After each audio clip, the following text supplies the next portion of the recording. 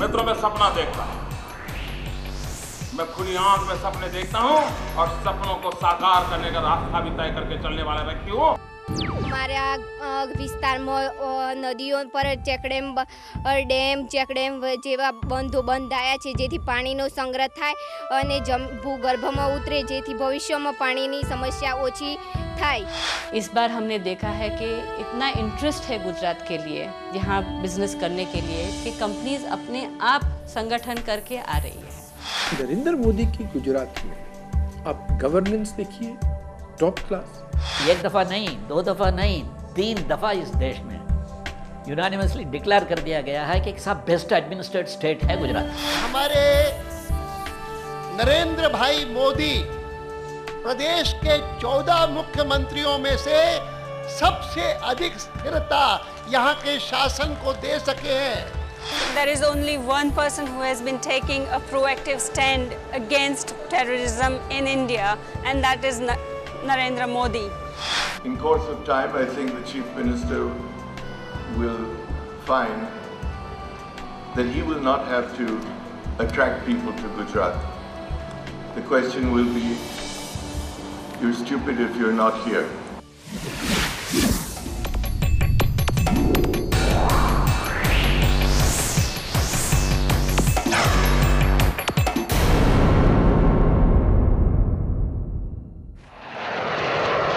आज भारत एक super power बनने की तरफ तेजी से बढ़ रहा है, लेकिन इस दौड़ में सिर्फ एक ही रुकावट है, आतंकवाद। दिल दहला देने वाला यह अघोषित युद्ध देश भर में भयानक तबाही मचा रहा है। मुंबई के झवेरी बाजार और गेटवे ऑफ इंडिया पर बॉम्ब ब्लास्ट हुए, 46 लोग मारे गए, 160 घायल। अयोध्या के श्री राम मंदिर परिसर पर आत्मघाती दस्ते ने हमला बोला, कई लोग मारे गए।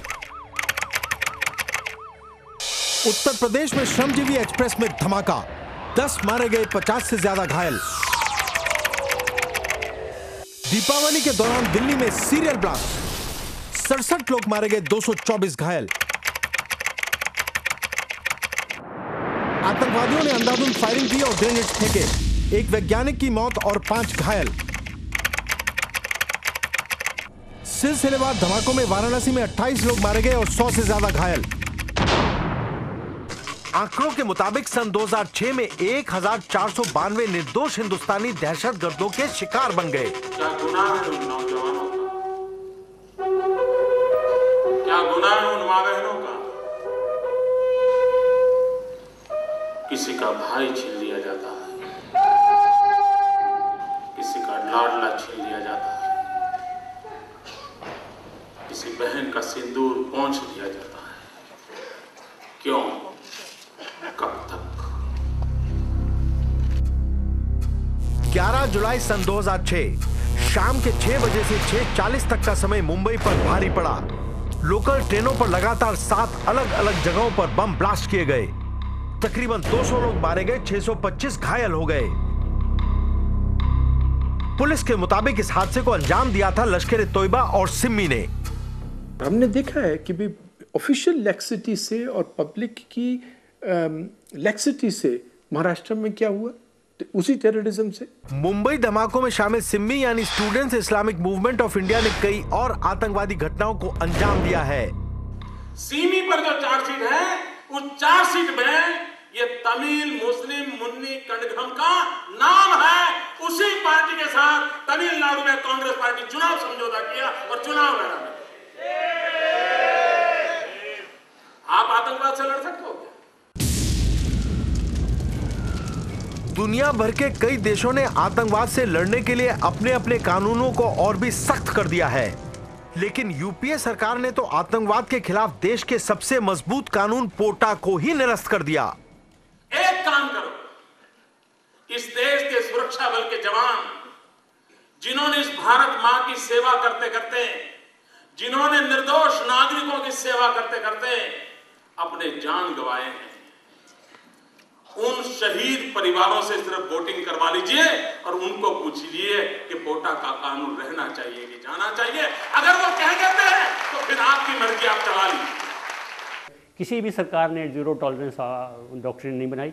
अगर जीरो टॉलरेंस, अगर आज आप सच्चे दिल से पूछें, जीरो टॉलरेंस ऑफ टेररिज्म है तो सिर्फ गुजरात में है। देखिए, जब गुजरात में वो बड़ा इंसिडेंट हुआ था अक्षरधाम वाला, उसके बाद पुलिस बड़ी चौकस हो गई थी, एडमिनिस्ट्रेशन, पॉलिटिकल सेटअप जो है, और उनका एक लक्ष्य था कि टेररिस्ट को गुजरात में घुसने नहीं देना है। The only person I see doing that is Mr. Narendra Modi. I think Mr. Modi has the same nationalist streak in him than Mr. Putin. You know, he stand up for Indian value. He would stand up for India. He would stand up for the development of India. He would not allow any outside interference to come in the way of the development of India's nationality and psyche. आतंकवाद से निपटने का केवल एक ही तरीका है, political will, यानी आतंकवाद से जूझने की मजबूत राजनीतिक इच्छा शक्ति। होम मिनिस्ट्री के आंकड़ों के मुताबिक सन 2003 से 2006 के दरमियान गुजरात में आतंकवाद से केवल एक ही व्यक्ति की मौत हुई। लेकिन हैरत की बात यह है कि देश का एक बहुत बड़ा बुद्धिजीवी वर्ग और कुछ ह्यूमन राइट्स एक्टिविस्ट गुजरात की इस कामयाबी का जबरदस्त विरोध करते हैं।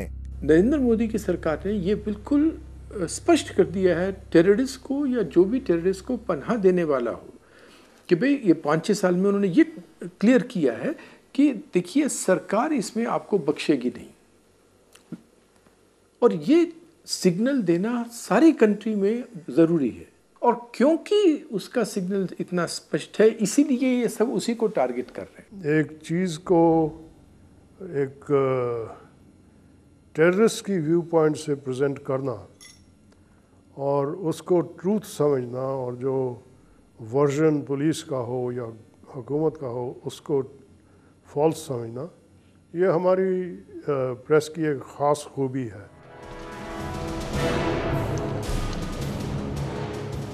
देश की सरहदों पर सरकार का ध्यान कम है, लिहाजा अब बांग्लादेशी घुसपैठिए पश्चिम बंगाल में हिंदुस्तानियों की जमीनें खरीद रहे हैं। They are selling their property, landed property, to these Bangladeshi Muslims. And what are they doing? What use they are putting to this land? Agricultural land, they are growing narcotics. Gaja is extensively cultivated in Nadia district. Even by the national highway, the land by the national highway, they are cultivating acres after acres of Gaja. And that Gaja is exported to via Bangladesh to other countries. Now, the sale proceeds is again invested in gun running. Arms are brought from Bangladesh and these are dispatched to the northern West Bengal. तो मैंने वहां की जनसभा में कहा, मैंने कहा देखो भाई, आसाम के पड़ोस में बांग्लादेश है और गुजरात के पड़ोस में पाकिस्तान है। मेरी भी हालत आपके जैसी है, वो आपके पड़ोस में है, मेरे पड़ोस में ये बैठे हैं। मैंने कहा लेकिन फर्क थोड़ा सा है, आप उनके से कारण परेशान हो, वो मेरे कारण परेशान हो।